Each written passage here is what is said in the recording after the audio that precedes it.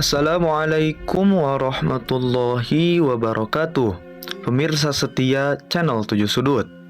Gimana nih kabarnya? Sehat kan? Alhamdulillah. Semoga kita semua senantiasa dilancarkan rezekinya dan dilindungi oleh Allah Subhanahu wa Ta'ala dari segala mara bahaya yang akan maupun nyaris menimpa kita. Teman-teman, kembali lagi dalam channel 7 Sudut, di mana di channel ini kita akan membawakan cerita-cerita horor seperti yang akan saya bawa dalam video ini, yaitu cerita yang berjudul Pesugihan Kaya Raya dengan syarat kawin kontrak dengan bangsa jin. Ya sudah teman-teman, tanpa lama-lama langsung aja simak terus videonya. Ada perjanjian gelap yang tak hanya bisa merubah nasib, tapi juga menuntut jiwa. Ketika Surya memilih jalan pintas menuju kekayaan lewat pesugihan. Ya, dia memilih pesugihan dengan syarat yaitu kawin kontrak dengan bangsa jin penunggu gunung. Ia sama sekali tak tahu bahwa hidupnya akan berakhir dengan tragis.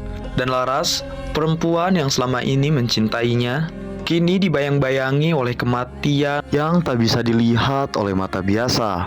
Kisah ini bukan hanya tentang harta ataupun cinta, namun ada sesuatu yang lebih dari itu. Perjanjian yang harus dibayar untuk setiap perjanjian dengan bangsa jin.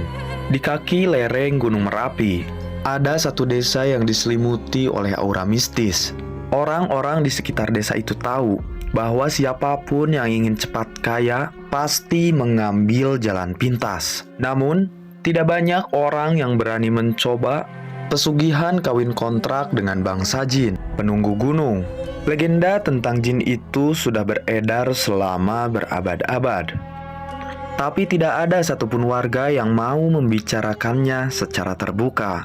Cerita ini berawal dari seorang lelaki yang bernama Surya. Hidupnya yang serba kekurangan membuat ia frustasi.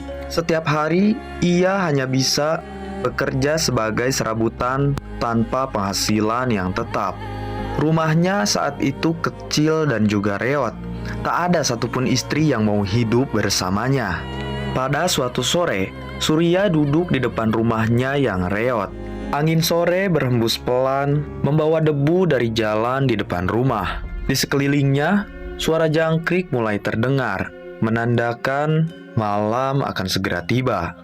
Matanya menerawang jauh, penuh kekosongan. Tidak ada masa depan yang jelas di hadapannya. Pekerjaannya serabutan, ditambah penghasilannya yang tak seberapa. Setiap hari ia hanya bisa berpikir, sampai kapan aku hidup begini? Surya bukanlah tipikal orang yang pemalas. Ia sudah mencoba beberapa pekerjaan, mulai dari buruh tani, bangunan, hingga pedagang kecil-kecilan di pasar. Namun tak peduli seberapa keras ia bekerja, nasib baik selalu tak berpihak kepadanya. Hutang sangat menumpuk, makan kadang tak cukup, dan rumah yang hampir roboh itu seolah menjadi saksi perjuangannya. Suatu malam, saat ia tengah termenung di jalan desa, Gowo, teman lamanya, datang menghampiri. Bowo dikenal sebagai sosok yang cukup misterius. Sejak kecil, ia sangat sering menyendiri dan jarang sekali bergaul dengan warga lain. Tapi belakangan ini, seolah ada sesuatu yang berubah dari diri Bowo. Dia kini sering terlihat memakai baju rapi, pakaian yang sangat bagus, serta tiba-tiba memiliki mobil dan tanah yang sangat luas sekali di desa. Semua orang sangat heran bagaimana mungkin hidupnya bisa berubah begitu cepat. "Oi, kamu lagi mikirin apa, Sur?" tanya Bowo. Suaranya terdengar agak sedikit congkak, namun masih bersahabat. Ia duduk di samping Surya sambil menyodorkan rokok sebungkus. Surya hanya tersenyum tipis. Lalu ia mengambil sebatang rokok. Kemudian, "Kamu tahu, Bow? Hidupku rasanya gini-gini aja. Kayaknya udah gak ada jalan keluar bagi penderitaanku nih." Bowo mengangguk sambil menatap kosong ke jalan. "Aku ngerti apa yang kamu rasain, Sur. Dulu aku juga sama. Tapi sekarang aku udah nemuin jalanku. Surya memandang Bowo dengan penuh tanda tanya. Jalan apa yang kamu maksud, Bow? Ditambah kok tiba-tiba hidupmu berubah drastis. Aku dengar kamu beli tanah, punya rumah gede, punya mobil. Kamu tahu, semua orang itu heran. Gimana mungkin kamu bisa sekaya ini dalam waktu dekat? Bowo tertawa kecil, tapi matanya tak pernah lepas dari tatapan Surya. Hahaha. Semua ada caranya, Sur. Tapi ini bukan jalan yang mudah. Ada harga yang harus dibayar. Surya menelan ludah. Sesuatu yang ada dalam nada bicara Bowo membuat bulu kuduknya meremang. Apa maksudmu? Bowo menundukkan kepalanya, seolah sedang berpikir panjang sebelum ia menjawab. Kamu percaya nggak? Kalau di dunia ini tuh ada kekuatan lain yang bisa bikin kita kaya dalam waktu sekejap. Tapi nggak sembarang orang bisa dapatkan itu. Hah? Kekuatan lain? Maksudmu ilmu hitam? Surya semakin penasaran. Meskipun ada rasa takut yang kian merayap, Bowo mengangguk pelan. Ya, semacam itu. Aku nggak pernah cerita ini ke siapa-siapa.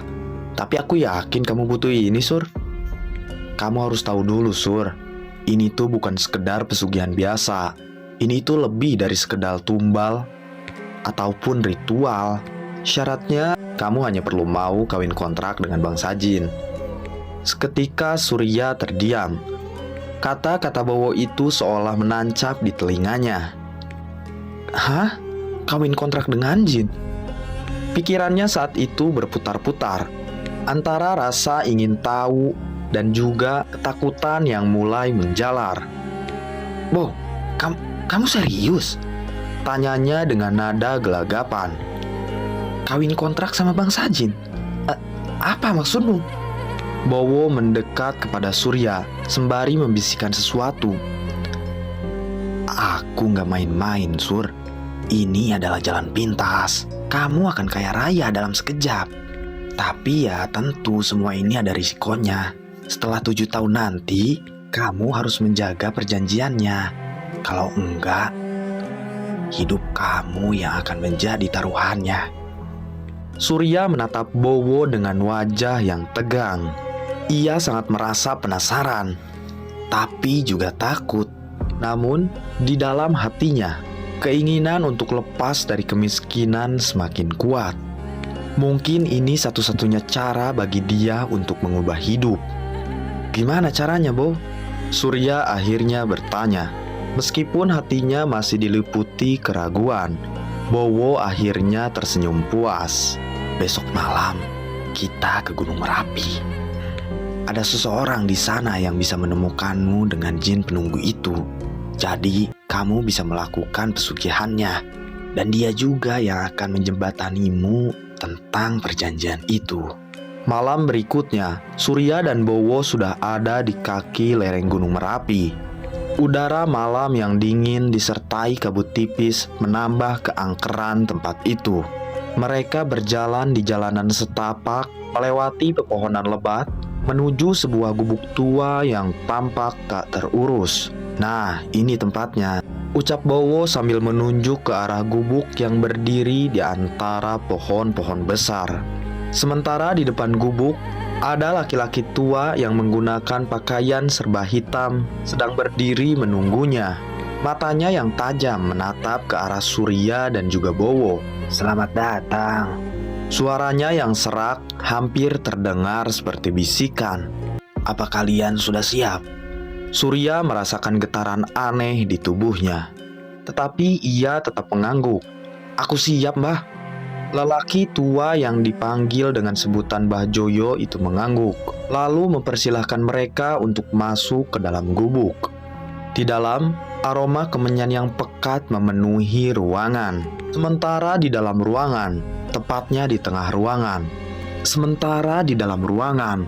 Ada lingkaran kecil yang terbuat dari batu yang diisi dengan berbagai sesajen. Duduk di sini, perintah Mbah Joyo sambil menunjuk ke arah lingkaran batu. Surya menurut, meski di dalam hatinya dipenuhi oleh rasa takut. Mbah Joyo langsung membacakan mantra-mantra kuno yang terdengar sangat asing di telinga Surya. Suara laki-laki itu semakin lama semakin keras, hingga suasana di tempat itu berubah. Angin dingin berhembus, membuat punduk Surya menggigil. Sementara perlahan-lahan, sesosok bayangan muncul dari tengah lingkaran batu itu. Sosok perempuan berambut panjang, mengenakan kain putih, bermata merah menyala sedang berdiri di hadapan mereka. "Itu dia, jin penunggu lereng Merapi," bisik Bowo. Perempuan itu menatap Surya tajam, dihiasi senyum yang seakan-akan penuh misteri. "Manusia," suaranya terdengar seperti gemuruh dari perut gunung. "Apa kamu mencari kekayaan?" Surya merasa jantungnya berdegup kencang.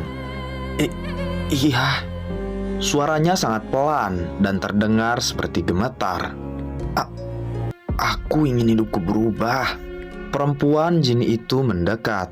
Jemarinya yang sangat dingin menyentuh pipi Surya.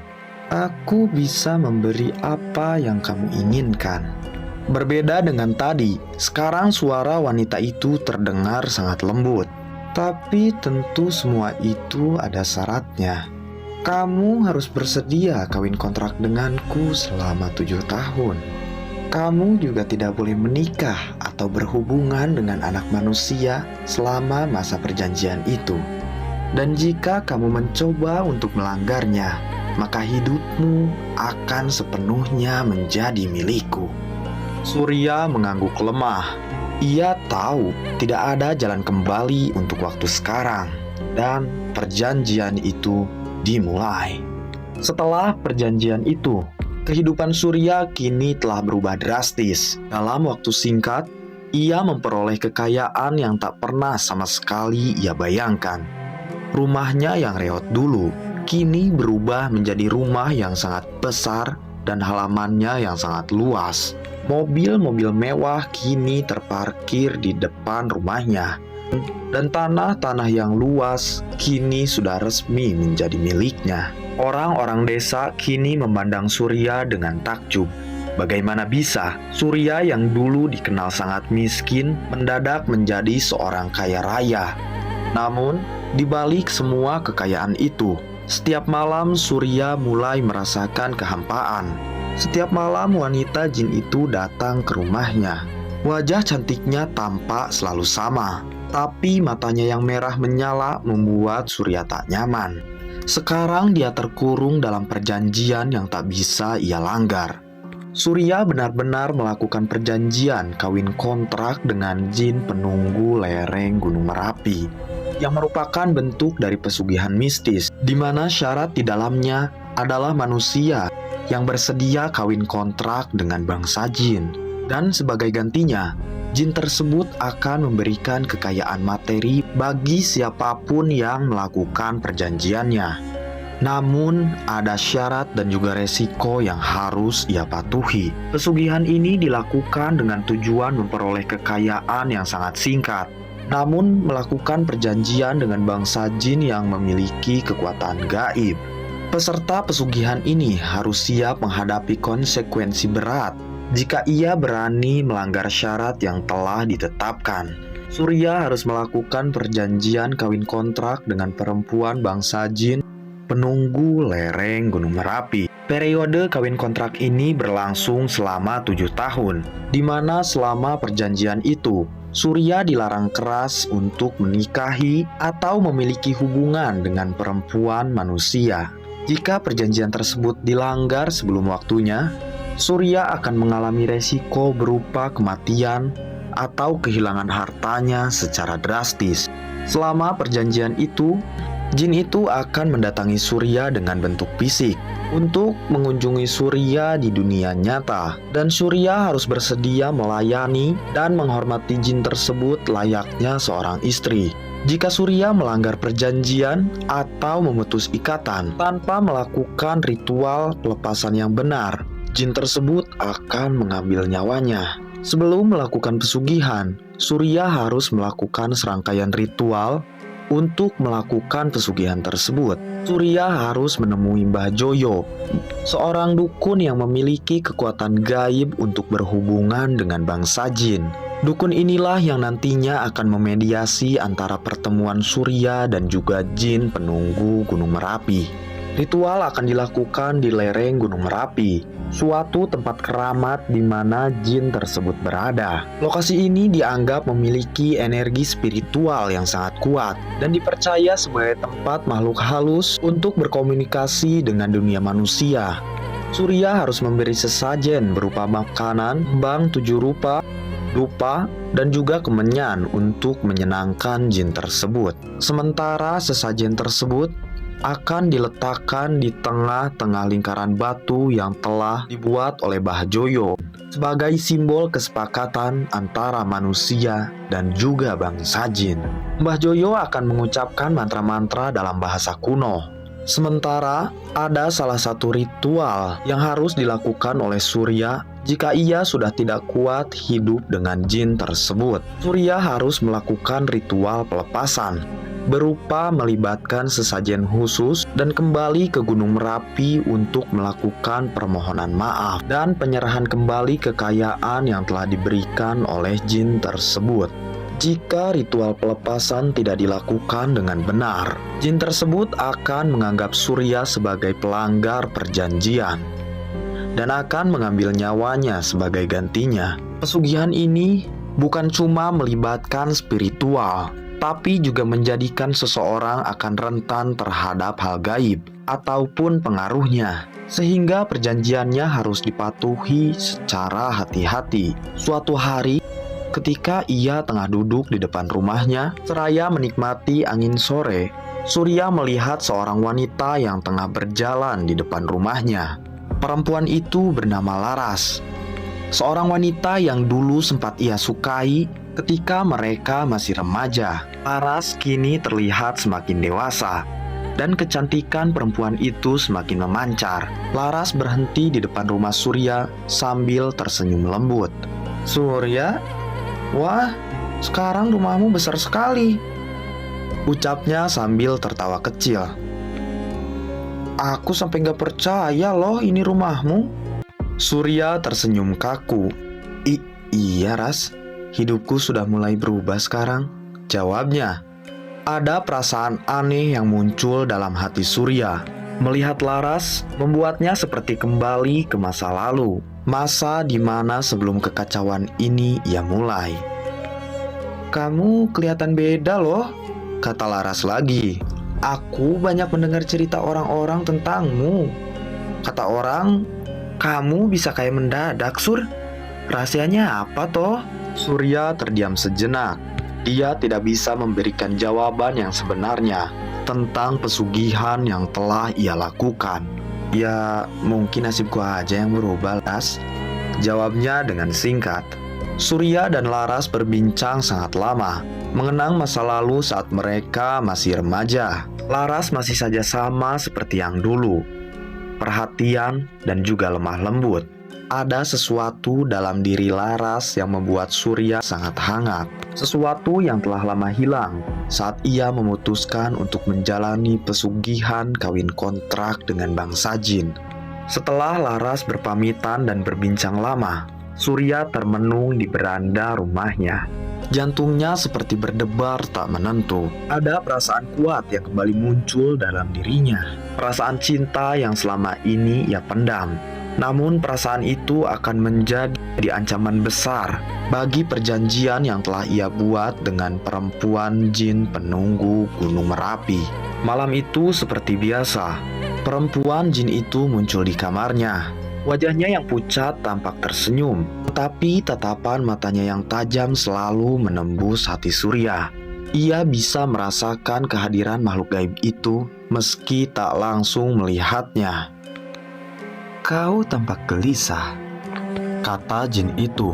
Suaranya nampak bergemuruh seperti angin di antara pepohonan Merapi. "Apa ada sesuatu yang terjadi?" Surya menelan ludah. Tidak ada," jawabnya sambil berusaha tetap tenang. "Jangan berbohong kepadaku, wahai manusia," lanjut kata jin itu. Kali ini ia nampak lebih dekat. Aku bisa merasakan sesuatu yang mengganggumu. Apa kau melanggar perjanjian kita? Surya merinding mendengar kata-kata itu. Tidak, aku tidak melanggar. Aku hanya lelah. Jin itu menatap Surya lama, seolah-olah bisa membaca pikirannya. Ingat, katanya dengan nada yang sangat mengancam. Kau tidak boleh berhubungan dengan perempuan manusia selama masih dalam masa perjanjian kita. Kalau kau melanggar, kau tahu apa yang akan terjadi? Surya mengangguk perlahan, tapi hatinya tidak bisa tenang. Perasaannya kepada Laras semakin tumbuh, semakin sulit untuk dikendalikan.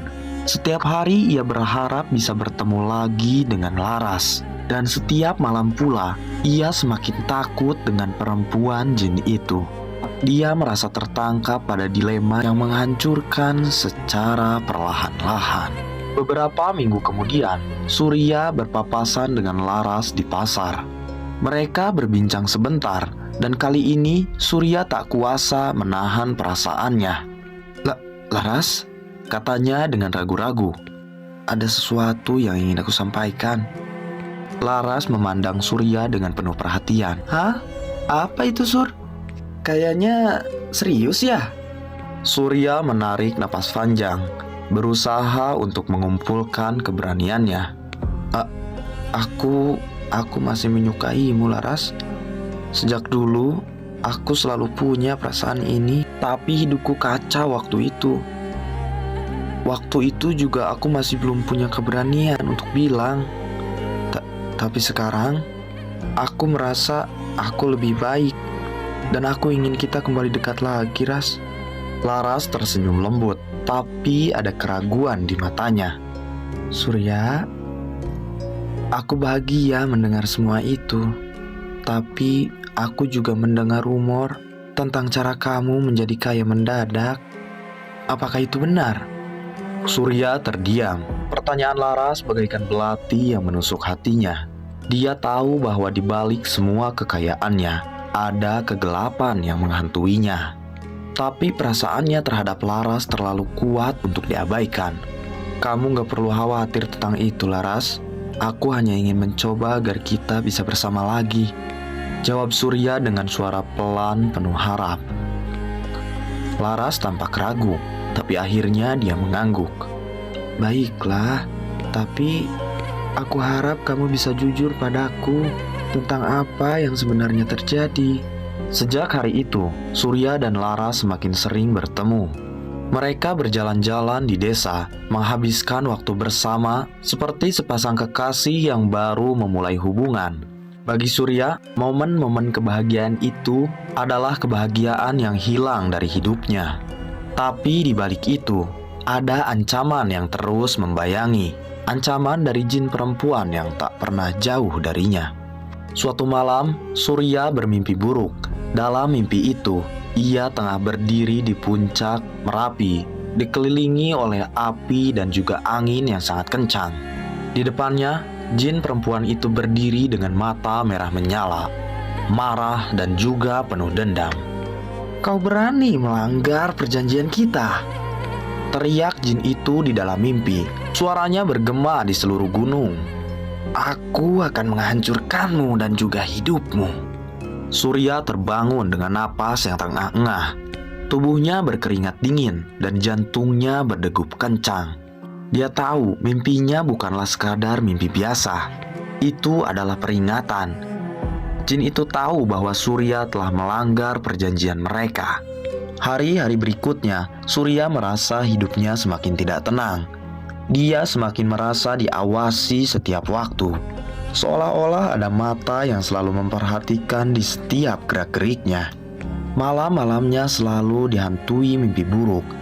Dan di setiap kali jin perempuan itu muncul, suasana menjadi semakin mencekam. Suatu malam, Surya mendengar suara aneh di luar rumahnya.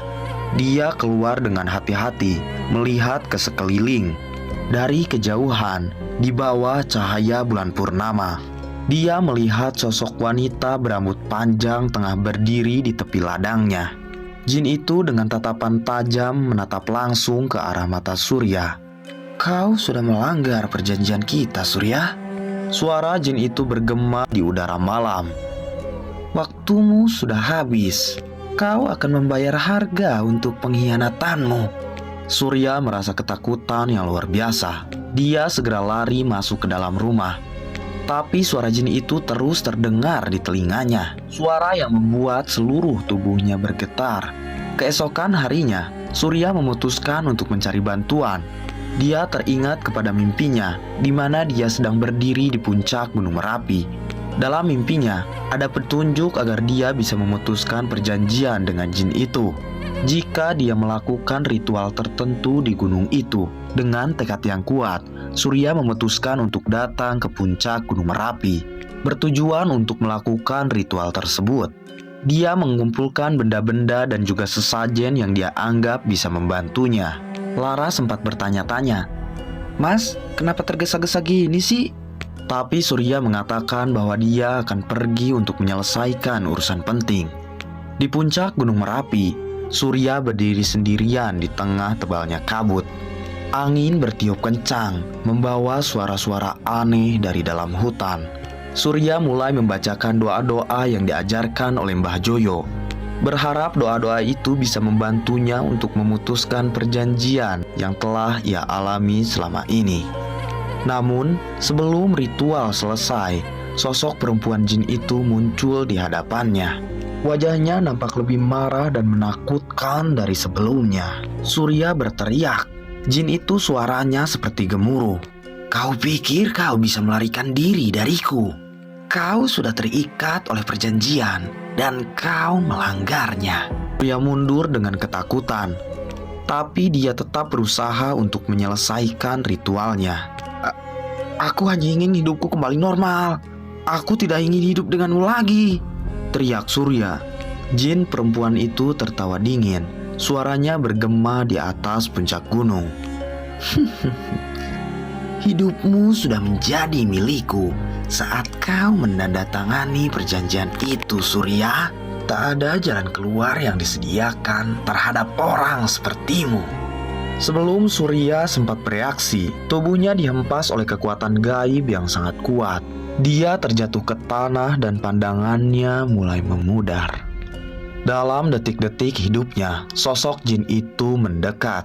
Senyumnya semakin lebar dan juga menakutkan. Keesokan harinya, warga penduduk menemukan tubuh Surya yang tergeletak tak bernyawa di atas puncak Gunung Merapi.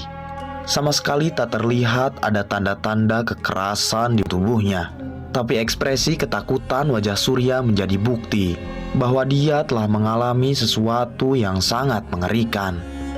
Laras mendengar kabar kematian Surya dengan hati yang hancur. Ia tak pernah tahu apa yang sebenarnya terjadi. Tapi dia merasakan ada sesuatu yang gelap dan juga misterius di balik itu. Sejak hari itu, ia tak pernah lagi menemukan tanda-tanda pesugihan di kampung itu. Namun, legenda tentang pesugihan kawin kontrak dari Gunung Merapi terus beredar dari mulut ke mulut warga lainnya.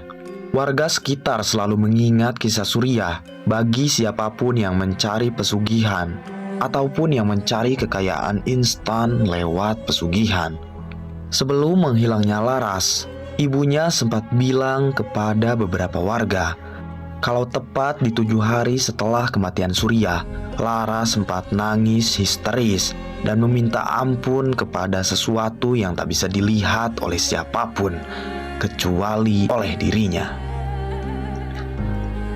Nah teman-teman, cukup sekian dulu video kali ini.